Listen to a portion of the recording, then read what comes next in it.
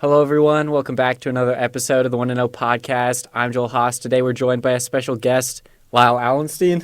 Lyle, welcome to the pod. Appreciate you guys. But today we're joined by former Penn State offensive lineman Landon Tengwall.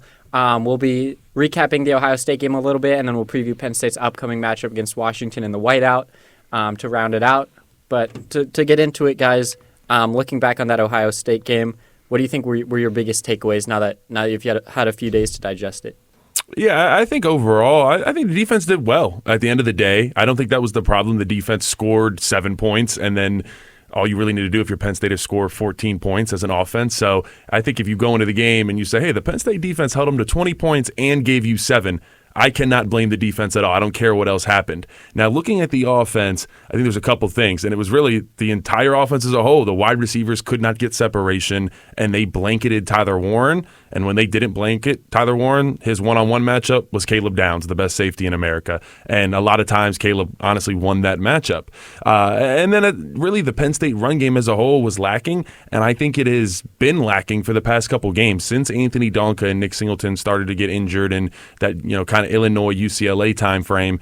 It has really hurt our run game. The first 4 games, we averaged 251 yards on the ground. Back 4 games, we average 84 yards on the ground. So, obviously, I know we have Kent State and Bowling Green, so it's a little spiked, but to go from 251 to 84 is drastic. So it's clear our run game is off the path. How do we get back? I do think this is a Washington team that poses an opportunity to get back on track. But look, Ohio State last week was definitely a rough day for the offense. It was not there. And then, look, the goal line stand. We got to talk about it a little bit because I didn't think about this until just maybe 2 days ago. I finally was watching tape again, and I'm like, hey, we ran inside zone 3 times on the goal line, and 3 of those plays, we put our best run-blocking offensive lineman at wide receiver. And I get we brought him into the run scheme a little bit, but he really didn't block anybody at any point. So getting too cute kind of just continues to be the theme for Penn State, doing a fake double end around to your quarterback. Like your 6'5" slow quarterback. I love you, Drew, but you're not built for fake end arounds. And it's like, I just think we're getting a little too cute, and it's hurting our offense. And when you can't run the ball, those cute motions and all that stuff that Kotonicki does that we loved early on, it worked because we were averaging 250 yards a game. But now when you are not able to run the ball efficiently, they stack the box. They don't respect your deep ball. We haven't thrown a deep ball in 2 weeks. We didn't throw one against Wisconsin, and we didn't throw one against Ohio State. So it's hard to respect any type of long game from you. So guess what? I'm going to load the box. And Penn State could not run the ball. Yeah, I think with the goal line, well, it's not even just that final offensive possession. Like, when you have the ball at the 1-yard line at the end of the first half, too, you got to be able to score. That was the first thing Franklin talked about post-game Saturday. But I just think you just talked about the run game. And I don't think Singleton's like 100%. I think he's banged up. Obviously, not a doctor, not going to speculate. But it creates way more challenges because Katron is able to play better when he's being able to work off Singleton at a more efficient rate, and you see him kind of slowing down as well. But you just talked about how this Washington defense, they're weaker in the run. I think presents a good opportunity for them to succeed this upcoming weekend. But with that weak run defense is a really strong pass defense. That's secondary. I think it's allowed the second fewest yards per game in the country. And the Penn State wide receivers did not perform against Ohio State. We talked about it all offseason. It sounds like a broken record, but this was the unit that needed to prove a lot going into this year. And I think to an extent that they've, I don't want to say exceeded expectations, but they've at least showed a little something. I think Harrison Wallace, Liam Clifford, Omari Evans, they all have more yards this season than they did last year. And they've all gone for over 100 yards when you're taking away Keandre Leonard-Smith last year, who had over 600 yards, the leading receiver, and nobody else came even close. Dante Cephas was the second leading receiver, and he just had over 200. They're both gone.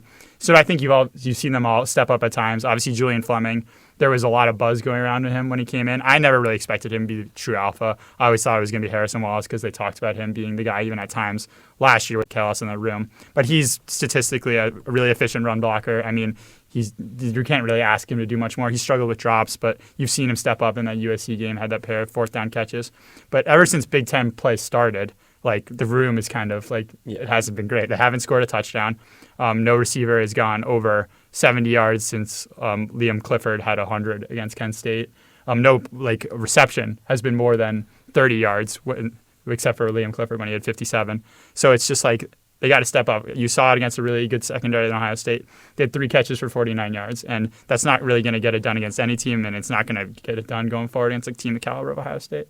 Yeah, real quick, I just think, honestly, if you're just being truthful, when was the last team that won a national championship without a number 1 wide receiver? So if you don't find a number 1 wide receiver, and I don't know where you're finding him at, I think it's Trey Wallace, you're not going to win more than 1 playoff game. I mean, that's really kind of the reality of the situation. And I do think Trey Wallace poses the opportunity to be a number 1 type guy. That was the play. It got very quickly drained from our memory because we went back and threw it up to him again, and we know what happened after that. So it was, we forgot about it. But he made a spectacular play that no wide receiver on this team has made this year. Putting Tyler Warren aside, he's the only guy that has made jump ball plays on a 50-50 ball. And it's like, okay, we've seen him do it. He has the ability to do it. He got a little unlucky in the end zone. I get it. It was a bad outcome, and he had a drop. But I still think it feels like, for the most part, now, obviously, like I said, Ohio State makes you feel a little shaky. But when targeting Trey Wallace, like, good things happen for the most part. And I think that's why we went back to him, because we just said, hey, huge momentum swing. We just put it up top. He went and got it. Let's give him another opportunity. I mean, that's the thought process of why Kotoniki did that. Obviously, with hindsight is 2020, and you wish you would have given the ball to Katron Allen, but guess what? It didn't really work out later in the game either, did it? So, no, I think Trey Wallace has the ability to step up and be a number 1 guy, but we need another threat. We've seen what a good team can do, and I think we can get away with what we've been doing against the Boise State, a little bit of a lower team. But you play a Tennessee and Alabama, Georgia, they're going to double, just like Ohio State did, they're going to double Tyler Warren, and they're going to force the other wide receivers to beat you. And nobody proved that they could really on Saturday. Yeah, I mean, I think you guys kind of nailed it. Obviously, the offense struggled on kind of both sides with running and passing. Again, only 3 receptions by wide receivers in the game.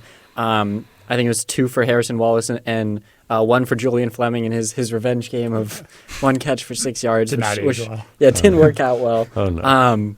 But yeah, I mean, again, I thought the defense played well, and like you mentioned, the pick 6 was huge, and holding Ohio State to 20 points. That's they scored more points against Oregon, which is the number 1 team in the country, and so obviously I think you can look at that and you can at least say Penn State's capable of competing against some of the top teams in the country. They were in that game, and if they convert, if maybe Harrison Wallace comes down with that catch in the end zone, or if they can punch it in on that last drive, then maybe it's a different ball game. Maybe Penn State's able to sneak out with a win there. And I think, I guess the silver lining here is that if you're Penn State, you showed that at least on the defensive side of the ball, you can compete with those elite teams, which I think is, something that'll be helpful in the playoffs because, defense isn't really a thing that's kind of hot and cold. Defense typically is going to be good every game, whereas, an offense might be, kind of different, high variance from game to game. But, and they say defense travels. If Penn State does have to go on the road or something like that, I think you can count on that unit to come through. The offense is maybe the big question mark there. But we can go ahead and transition into this week's game, which it feels like not many people are talking about. But looking ahead to the Washington Huskies, they enter this game at 5-4, coming off a win over USC. Another Trojans choke job there. They blew a fourth quarter lead, which I saw that every loss that USC has this year is they've blown a fourth quarter lead. Goodbye, Miller Moss. Brutal. Goodbye, Miller Moss. Yeah, and Miller Moss no longer the starter, which that win for Penn State doesn't look as good anymore. Their resume is kind of tanking because of USC. And Illinois losing to Minnesota. Yeah, and USC took a loss too. So Penn State's resume kind of took a hit this last week. But looking ahead to the Washington game, what are you guys most looking forward to? I mean, I think it's, aside from the game itself, it's the whiteout. And I don't think anyone really cares, quite honestly. I think just because, we'll talk about the game in a second, but I think this is the least anticipated whiteout, at least in recent memory, because you had that whiteout energy against Illinois.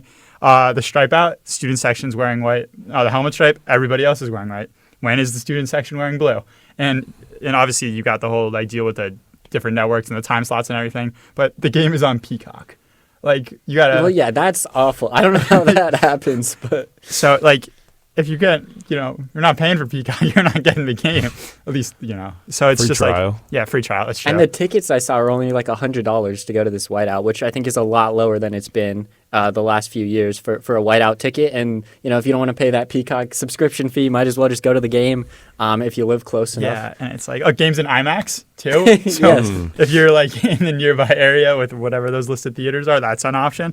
But I just think you can make the argument it's the greatest college environment in all of sports, and and it's just like it's hard not to take away from it, but especially like coming because whatever you're gonna be excited going into the game regardless, but it's just like part of it coming off the loss from Ohio State. It's like hard to look forward to something like that, but it's also like I feel like this like the student section, the fans, everything they've been in that atmosphere before at least 3 other times this year. So I feel like it's hard to kind of compare. Yeah, I mean, I think the fans are always going to rally and get behind the guys. Although I will say, and I don't want to be divisive at all, but I do see a world if we go 3 and out. I think the fans are booing the offense. I'm just being honest. I think you're right. I think that's going to happen, and I'm not saying I don't think they're going to go 3 and out, but if they did first drive, I think we could see that happen. So I just want to make sure. Obviously, we saw what happened last week, that the relationship with the players and the coaches and the fans doesn't turn too sour. Let's get that back on a good note. Now, I will say my key matchup for the day, really, just as a whole, is probably Washington's run game, because at the end of the day, that's what they rely on. They haven't been held under 100 rushing yards all year yet. And their running back, number 1, shoot, I'm drawing a blank on his name. Coleman? Yeah, Coleman. Dude, some of the moves he makes, they have him dead to rights in the backfield, and he gets out of it. He's Houdini for sure. And it's going to be a test because they will get downhill. Their offensive line, I think, is a decent bunch. And overall, they are able to move a lot of outside zone. And they're pretty fast overall. So it should be a good matchup. But like I said, they have relied on their run game. That's something that I think overall we've been good at. Obviously, not last week, especially on that final drive against Ohio State. But I think all that is even more of an emphasis for Tom Allen and the defense to want to come out and shut down this run game. Fun fact, when they played Wisconsin had 100 rushing yards in every single game, and I think they held them to around 80-something. So, opportunity for Penn State's defense to get back on track against a little bit lesser of a run game, but nonetheless still a really efficient one. Yeah, I also think Will Rogers is a solid quarterback. I mean, transferring from Mississippi State, I don't think this year's team of Washington, like granted, because with DeBoer leaving for Alabama and all the turnover, not the same team for sure. You got put into like an interesting situation, but I still think he's a quality quarterback. I think, not off the top of my head, he's probably top 6 or 7 quarterback in the Big Ten, I want to say, around that range. And I think he's good. Obviously, Boston, 9 touchdowns of the 13 that Rogers has had. He's a terrific threat on the outside. But I was impressed with the Penn State secondary last week. Obviously, Ohio State, Jeremiah Smith, Buka, those are really good wide receivers. And it's hard to stop them, and I think they did an excellent job containing them. And I think this is not a step; it's close enough to a step down, but it's still going to present a threat, and that's kind of an interesting matchup that I want to see. Yeah, fun fact, real quick on Rodgers. When it does, he's definitely been good, and he airs it out a decent amount, but he has not. Once we get to game time on Saturday, it'll be 28 days since he's thrown a touchdown pass. That is an fun fact. I feel like I'm That is a really Jones. fun fact. As a Giants fan over here, just a little longer though, but it's fine. Oh God. Yeah, no, Rogers I think is really interesting to me because he was in that Mike Leach air raid for 3-4 years, however long it was, and has every school record at Mississippi State, and then he comes to Washington and it's more of the NFL pro style offense. It's a little bit different, kind of a transition for him. So it's been interesting to see kind of how he's adjusted to that. And I mean, like you mentioned, Lyle, I do think he's a pretty solid quarterback. Maybe the statistics aren't necessarily there this year, but I think he's done a good job with kind of the situation that he was thrown into and everything like that. And obviously Washington sitting at 5-4 after all the pieces they lost, I think is pretty impressive. They'll be battling for a bowl game. They've got, after Penn State, they've got UCLA and Oregon. So, UCLA, you kind of circle as if you want to bowl, that's the game right there. But I guess switching over to the defensive side, I think, similar type thing there, led by Steve Belichick defensively, who obviously brings in a lot of kind of NFL concepts. And I think, Landon, I'll kind of defer to you here because I think, A, you've watched more film than me, and B, you're better at watching film than me. And so I'll kind of let you get into what you've seen from the defense. But to me, it looks like they're almost similar to Illinois in that they play kind of a prevent defense. They want to minimize big plays and things like that and just kind of give you the smaller, 5, 6, 7 yard gains. At least that was my interpretation. So I think if you're Penn State, you want to try and take what the defense is giving you and not try and push the ball and put it in dangerous spots. Yeah, I think there's an opportunity for Kotelnicki to get Drew Allar comfortable, and that's something he's done really well all year is settling whoever it is, whether it's Bo or Drew, settling them into the game. So I think he will do that with Drew, some quick passes. And you're right, they do sit back a little bit. And they're a pro-style defense. They have a lot of their passing stuff off, a lot of kind of unique zone defenses. And, overall, I think the one thing that I can do when you get a little too cute in college football, as we saw last week, can kind of get you punched in the mouth. And I think Coach Franklin said something along the lines of that, of expect some, we're going to run count. He listed off a bunch of different stuff, but he started out, the first thing he said was counter.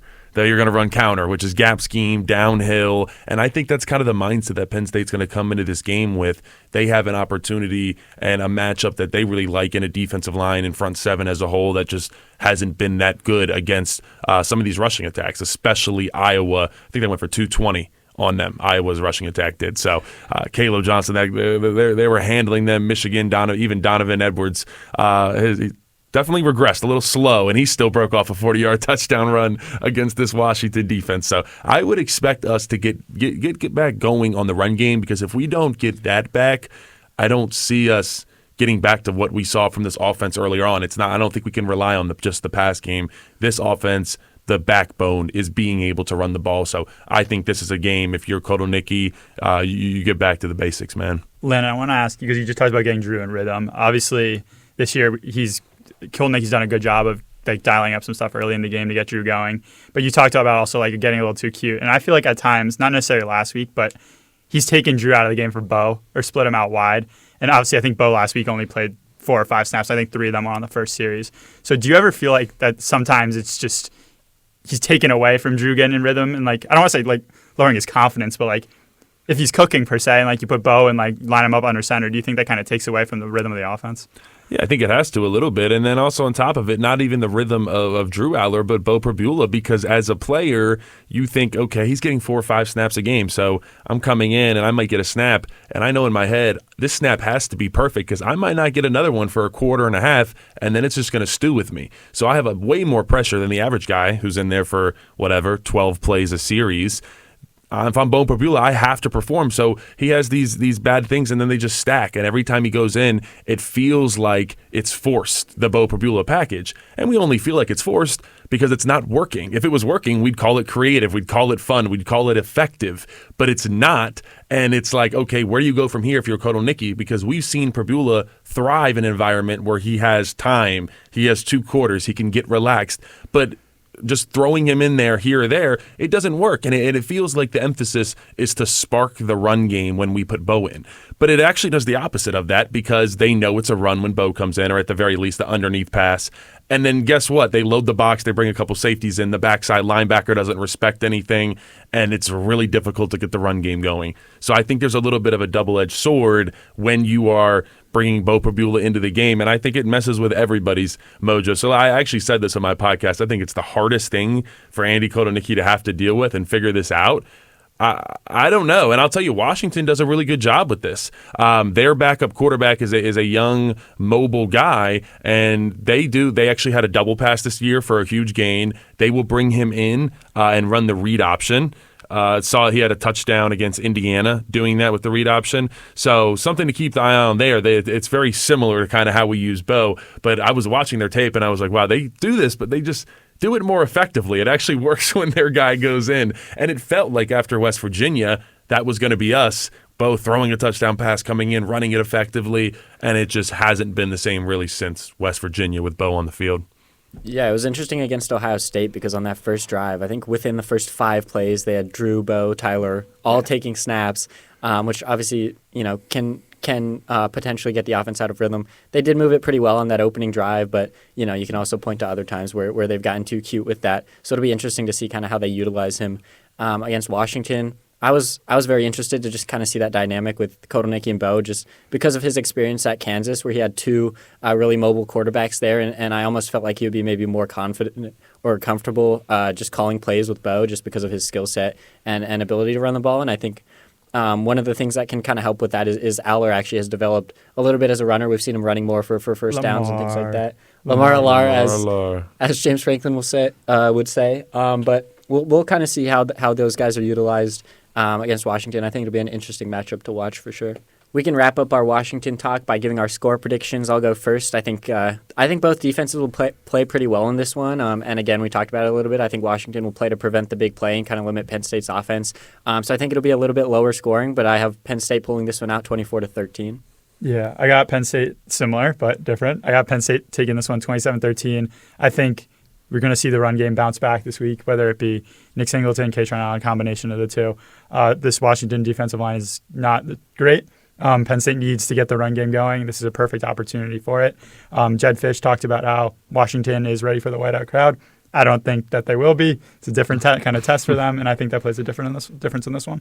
Yeah, I'll take Penn State 38, Washington 17. I think this offense is going to get back on track. I think we're going to see some swagger creep back into those blue uniforms, and really I think we'll see it the most from the run game getting going, and then Drew Aller getting back into it, taking some deep shots. I think he could find some favorable matchups against some of those DBs, and then as I said earlier, just getting back on that run game. I think this can be a similar game from a defensive standpoint to how we handled Wisconsin. Take away their run game and force their quarterback to throw it. And I think we're living in a good world there, someone that will make a mistake eventually and then just get after the quarterback. They've allowed 10 sacks in the past 4 games. Let's get after Rodgers and make this a really disruptive game for him.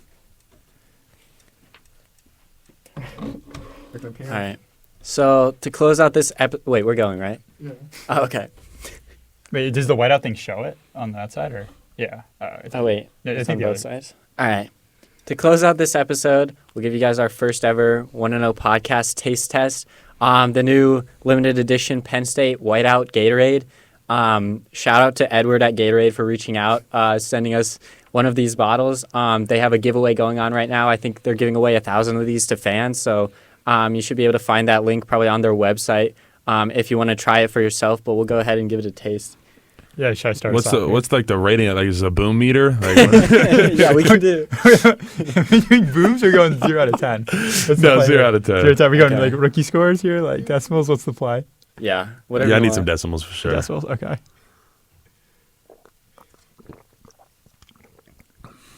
Really Okay. I smooth. like it. Yeah, that's good. I mean, So it's a little bit different than the Glacier Freeze. It's definitely a little different. like a little different. I think it's because it's got the no fruit juice. Is that a thing? Doesn't it say that on there? Yeah, it does. Okay. Yeah. Wait, the no what? It says no fruit juice. I think isn't that in the Glacier Is it Freeze? normally? I mean, I assume so. I'm I not like a don't big even know. Gatorade guy like It's that. like, yeah, it is very smooth. It feels like it's not norm. It's not like strong. Like it's not overwhelming, but I like it. Like I would enjoy this if I was playing football for sure too. I think because it's not as like. solid. Dan, you want to try it? Yeah, I'll try. Oh, here he comes. I guess we just keep going. Oh, we got to give scores. Yeah. Okay. I'll do the boom thing. I'll go. It's good. I'll go 8.35. Okay. Oh, that we went to double decimal. Yeah, I went. I know. hundreds I don't of play days. around. I don't play around with my ratings here. Yeah, I'll go. I'll give it a nice 8-1. I like it. I think I'm still picking red and blue over it though. If I'm going, to I'm grab going. Yeah, something. I'm going yellow and blue over it also. Okay. That's fair. I would give it like a 7-9 because I just like a lot of taste. I'm also recovering from long COVID right now, so maybe my taste buds aren't working. Oh my god. I would prefer maybe a stronger flavor, but I like it. I think it is good. Yeah. Dan, what's your score? Come in the. Are we gonna be able to hear him? 3 booms. 3 booms on the boom meter. Boom, boom. We can all agree that we call it Gatorade by its color, though, not its flavor. Right? Yeah, Okay. it's so just color making for sure. Just Also, making blue sure. is the best one. I'll- right? I'm with you. I think blue's the best. I mean, blue's 2 for me. I'm a yellow guy. I know that's like not Wow. like. I know it's not like the normal. I'm kind of I low. think I on the take yellow. orange before yellow, maybe too. Yeah. Orange Yellow's is down 3. there. Orange rounds out like my podium. So it's, I'm just saying.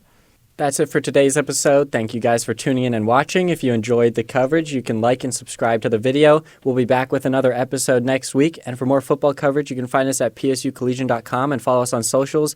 Landon, I'll give you a second to plug anything you've been working on or tell people where to find you. Yeah, you can check me out at Behind the Wall with Landon Tengwall on YouTube and then at Landon Tengwall on all platforms. Always keeping you up to date on everything Penn State football, all things Penn State athletes as a whole here at Penn State. Got some other stuff in the works: wrestling, fencing, got some gymnastic, volleyball. It's gonna be some cool stuff coming in the future. And I just did a sit down with Guido, who was the creator of the Penn State Whiteout. And we talked about the origins of how the Penn State Whiteout came about. That's on my YouTube channel, so you can check that out. But appreciate you gentlemen having me on today. Yeah, for sure. Thanks for coming on.